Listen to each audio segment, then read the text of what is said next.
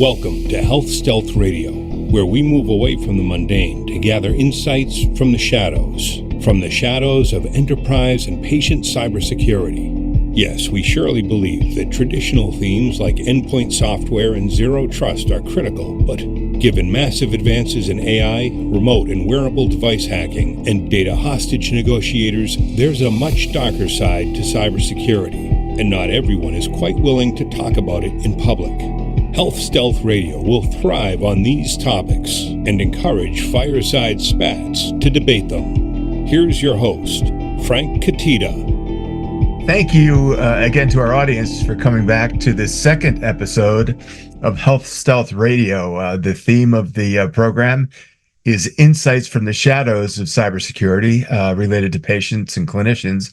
And I'm especially interested in the segment we have today because cyber breaches can always put patients and clinicians at risk, no matter how or where they occur. But the reason I wanted to do this interview is that the political landscape, with the right to choose, right to life, reproductive rights, whatever people are calling it, has become so volatile that the harm to patients and providers has taken on a totally new dimension. Normally, healthy people are now at risk by being physically and surely emotionally harmed as a result of their personal health information being captured and the decisions that they make. And one of my friends that's on the forefront of this is Jaclyn Sanchez, who I've known for a while. I've watched her career trajectory in a number of areas related to IT and in some of our previous lives. And I wanted her to come on because she will introduce herself, but she works for the Planned Parenthood organization in Southwest and Central Florida as the business operations vice president, and deals with so many of the aspects of this issue from the technology side, and you just can't get away from the emotional side of this. So technology notwithstanding, we all know, anyone who watches the evening news or can read a website knows that it's a tremendously volatile issue, especially as it pertains to cybersecurity and privacy. And I'd just like to have a disclaimer here that we're not taking a stance one way or the other on this program related to reproductive rights. The fact is that innocent people are being harmed by their data being spread, not only patients or clients, but also the clinicians and the providers of care. So without further ado, I'd like to introduce Jaclyn and have her give an intro and sort of a day in the life of Jaclyn story. Well, thank you, Frank. In my current role, I do oversee IT, cybersecurity, project management, compliance, quality, risk management, and data analytics, and for Planned Parenthood of Southwest Central Florida. And I really look to align all of those areas with the overall strategy and goals of the organization. So my goal in a day in the life of me is I really strive to operationally integrate those critical areas across the organization to ensure operational excellence, safeguard the data and systems for, of course, the privacy and security of our patients, and foster a culture of innovation and continuous improvement. And what really those key, performance areas or KPIs I really focus on are the effectiveness, efficiency, and the impact of the operations. Very good. So obviously, we hear it over and over again that the pandemic was life-changing. There's a new normal. So you had a chance to experience that, obviously, and I'm sure it had effects on Planned Parenthood. In addition to that, we have legislation all over the country, state by state, Supreme Court, every place you can look, that's either agreeing with or conflicting with another legislative body. Tell me how, over the last couple years where this has really come to the fore, how your life, professional life, has changed in terms of the way that you have to address this issue.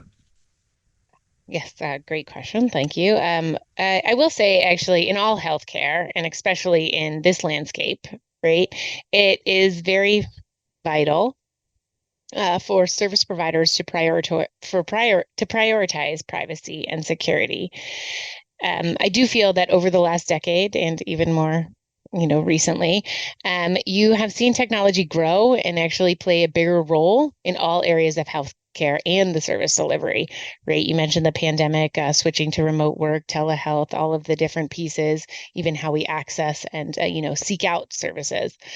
But I really do think that to keep up with the technology, regulators are working hard to require strong cybersecurity practices. But to really hone in on your question regarding our posture and what we've done, I do like to think that I actually am proud to say that we have always been ahead of the curve when it comes to prioritizing privacy and safety for our patients and staff. Obviously, we have had a different landscape and have always had that need and reason to protect our patients' security and privacy.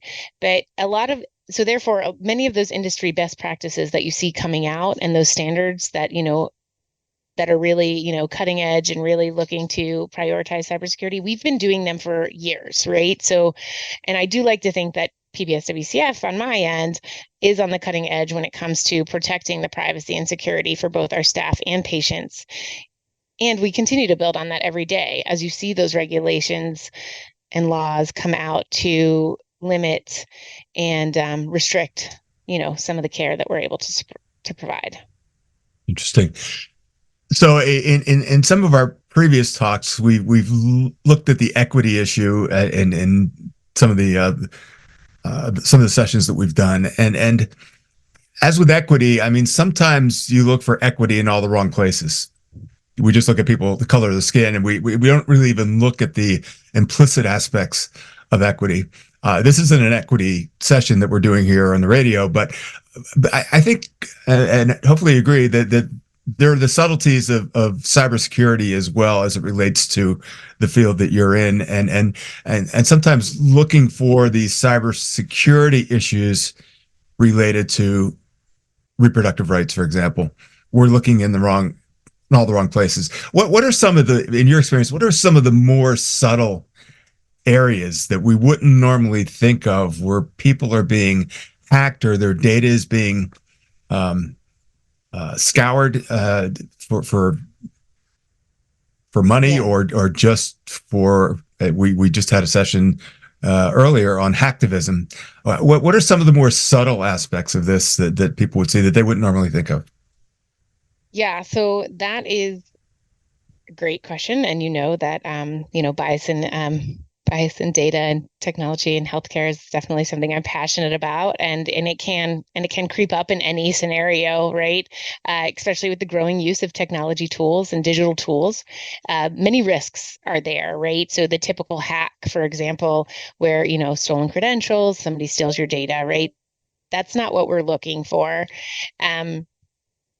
So you mentioned something, scouring, right? I like to use the term data scraping, right? That's a technique that threat actors can use to infer so much that, that leads to those social engineering attacks, identity threats, overall, the tracking of services that are being sought out for example, how you even access the internet, where you're searching, what platforms you're looking to access services or anything on the internet, right? People are, these threat actors are out there looking for any opportunity to use that data to infer different things. And since we are living in this interconnected world, we live where convenience is key, right? And patients, and everyone, not just patients, leave a digital footprint, such as like the search histories, the app usage, the location data, and all of that can be potentially used to monitor and track individuals seeking reproductive and sexual health care services, as well as anything on the internet. So it is really important to call that out. And of course, there are always biases and equity in all of those scenarios as to what types of communities, where you live, the location, what services you're seeking, and how you're being sought after, depending on all of those pieces. So I imagine there's a fair amount of this because there's so much discussion groups web groups where people are talking about this kind of stuff, people self-identifying just by the fact that they're asking questions or thinking they're doing somebody answer. You're saying that that's the social engineering that's being used right now in order to find out people who are looking for these services and have actually might have availed themselves to those services in places where it's illegal. Absolutely. Yes. So everyone, honestly, there, and again, and I do want to preface, there's no one technology control or collection of technologies that can really protect you from what you're referring to. Like it's a lot of pieces you have to play. The vast amount of data that we all put out there plays such a vital part in, and it tells a story, right? From connecting your devices to health apps, syncing accounts to multiple search engines and platforms, metadata in photos, IoT devices in your home. That's always a big scary one, right? Like who's listening? Even voice assistants that record conversations, like I was talking about, social media posts, connecting on public Wi-Fi, accepting cookies, click to agree, privacy statements. Nobody reads all of those, but all of those things motivate a threat actor and can help. Really, it just really shows that anyone is vulnerable. And going back to that data scraping, it's really easy. I mean, unfortunately, threat actors have a lot of tools at their fingertips that they can use to really just identify that data. So to the outside point of view, I mean, the major targets would be the patients that are availing themselves of the service. But who are some of the other stakeholders that you need to protect that are involved in this whole ecosystem of reproductive rights beyond the patient or the client, whichever one you call them, depending on the instance, I'm sure. Oh, yeah, the great question. The potential impact of this, these type of threats on different stakeholders really can vary. And it's not just on the patients, right? So it doesn't, let me just take a second and think. Obviously the staff, right? The staff and the teams in the healthcare staff and teams that are there really to help and, and to provide services to patients who are looking out. But even unsuspecting platforms, right? Search engines, website designers, apps that, that provide location data that you're not even aware of that can that help track these data. I mean, there are a lot of stakeholders that don't even know they're stakeholders that are putting their information or in that they can be at risk depending on the legality and the different restrictions and what laws you are looking to make sure you're within scope in those different states. If you're just tuning in, this is Health Stealth Radio. My name is Frank Cutitta. I hope you enjoy the show. We're speaking with Jaclyn Sanchez from Planned Parenthood of Southwest and Central Florida. The horrible stereotypical thought of Planned Parenthood is it's birth control, the sort of the ancient version of that. And so your remit is much broader than that. I mean, you had mentioned it yourself. I mean, are people, obviously sexual orientation is a large part of what you do as well. Are those people becoming just as prone to these breaches and hacks as people that are looking at the reproductive rights part? Yes, absolutely. No one is created equal. They're not all equal, right? It goes kind of back to what you were referring to on the.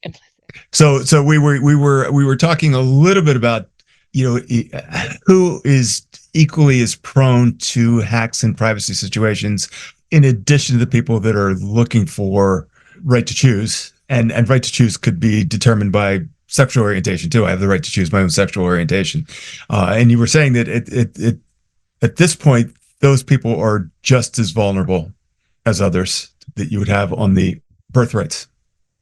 Yeah, absolutely. Data privacy and cybersecurity are crucial concerns for all patients. However, for patients, the risks do vary based on what you're referring to, location, type of service, socioeconomic status.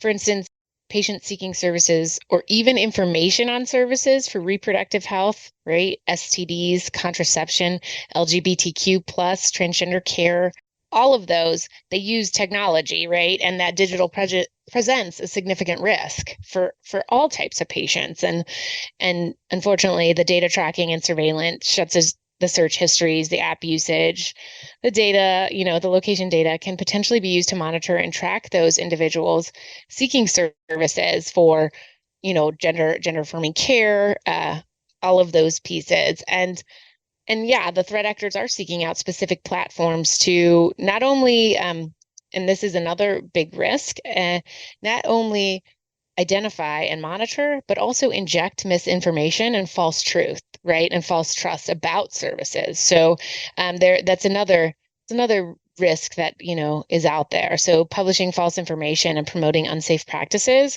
and even unfortunately the legal implications, understanding that, law enforcement and other authorities could potentially access that data and use it as evidence, in states where services are prohibited for certain patients. That's interesting. The evidence part is really quite shocking in itself. So the fingerprints are all over the place here. So yeah, you alluded to this to a certain point, and in regard to digital health literacy, which is a really big deal. And no television, radio, or print program could be finished without some mention of artificial intelligence. So I mean, I look at what you do, and artificial intelligence could be an incredibly powerful tool for generating data, content, delivering generative AI. It could also be the enemy because of the illusions or the hallucinations that this technology has. It could give some really bad advice to people looking for serious reproductive care. So where does that fit into the work that you're doing? I mean, are you testing forms of AI, or is it built in already into some of the platforms that you're doing, or do you see it friend or foe? So I'm very passionate about AI. I think it is a very helpful tool, and it is the future. So I do, but I am also very passionate about responsible use. So I always have to say that responsible use, for the implications that, implicit bias in AI can entail. However, as a tool, I think it can definitely increase availability, efficiency, and assist in the efforts to increase health literacy.